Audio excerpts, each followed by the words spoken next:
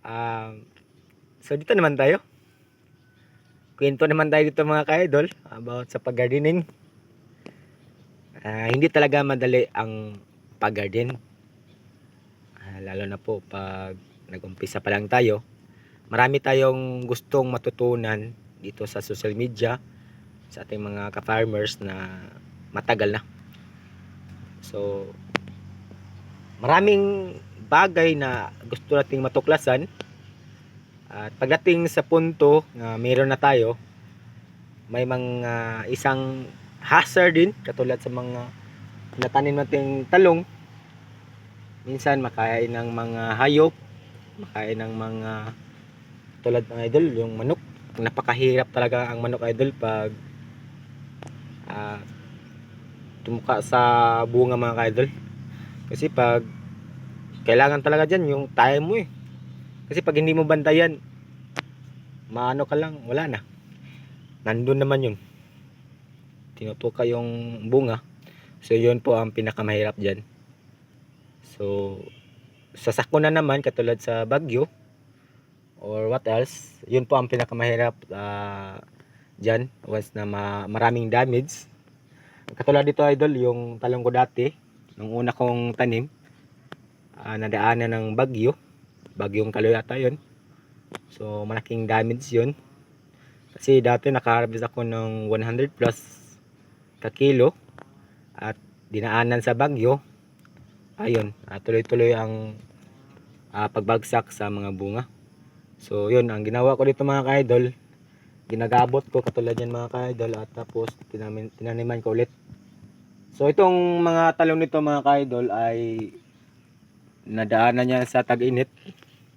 So ngayon na tag-ulan naman, so nagpaparecover ako dito. So ganoon lang po ang pag-gardening. Mahirap, kailangan talaga yung tiyaga dito, yung time. Parang nagmamahal ka tayo dito eh. At actually ay mga ka-idol, kahit ganun, tuloy-tuloy pa naman tayo sa pag-harvest sa ating mga saging. Ito idol ay hindi na ito maabutan ng Sabado. Kasi dati mga ka-idol, tuwing Sabado ako mag-harvest dito sa saging. So ito, harvest pa lang ngayon mga ka-idol, pero ito ay may mga hinog na. So yan. So hindi talaga natin maano lahat kasi po sa dami na nila, yung iba ay maligtaan na natin na yun, may mga ano na pala. So yun, tuloy-tuloy pa rin si Jones TV sa pag-share sa inyo. Itong saging talaga ay malaking bagay ito dito sa probinsya pag nagtanim tayo. Kasi dito mga ka-idol, para sa akin, sa ganito karaming tanim ko dito mga ka-idol, almost 102 piraso. At ito na nga, dito ang distance. Sa totoo lang mga ka-idol ay malaking bagay na to, panghanap buhay sa pangangailangan araw-araw dito sa probinsya ng Masbate mga ka-idol. So nakakatulong talaga to yung pagtanim po ng saging. Nung una, mahirap rin talaga pagtanim lalo na pag wala tayong ito idol, similya mga ka-idol. Mahirap tayo sa pagtanim dyan. At yun, kailangan talagang linisan. At kailangan rin talaga yung time rin dito sa pagtanim. So yung pagtanim ko dito sa mga talong mga ka-idol, pinag-aralan ko rin talaga yan sa ka-farmers natin dito sa social media. Kaya yun, wala akong sawa sa pag-share sa inyo sa mga pamamaraan ko, yung mga ginagawa ko dito mga ka-idol. Baka may mga taong gusto rin matuto na ito gawin nila. At yun, may mga tao rin talaga na ito ganyan. Tapos pag nagawa nyo to idol, ma-feel nyo ang naramdaman bilang isang ka-farmers. Lalo na pag kinakain yung talong nyo mga ka-idol, masakit yan sa ating puso na ay kinakain yung ano natin. Kasi po lahat doon nag-focus tayo kung paano alagaan yun. Tulad yun mga ka-idol, yun o. Yun.